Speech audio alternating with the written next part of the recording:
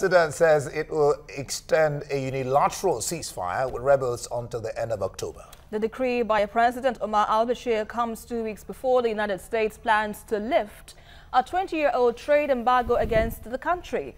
Researcher Steve Paterno joins us now via Skype to share his thoughts on this latest issue. Good to have you with us on the News Hour. So, Sudan, we understand, is one of the 6 countries whose citizens are subject to new restrictions of a travel ban to the United States. Now, with this move, do you think that the United States will lift the sanctions on Sudan, bearing in mind that it has restrictions on travel to the country? What are your thoughts?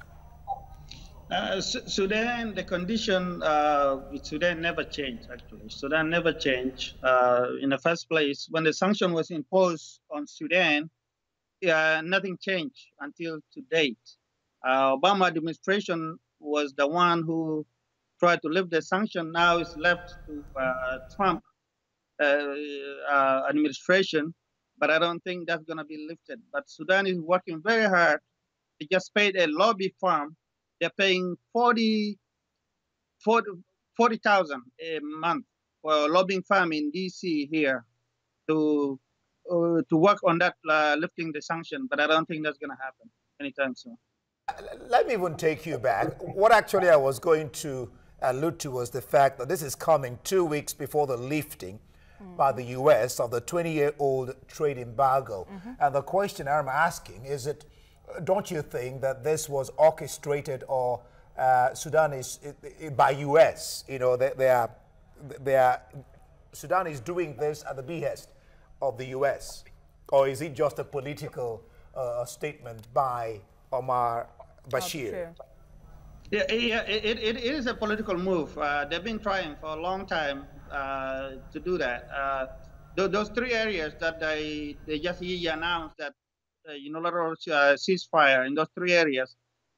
Those areas, what is happening there is worse than ever before because there's no access for humanitarian, there's no access for journalists, Western journalists, anybody have access to that area.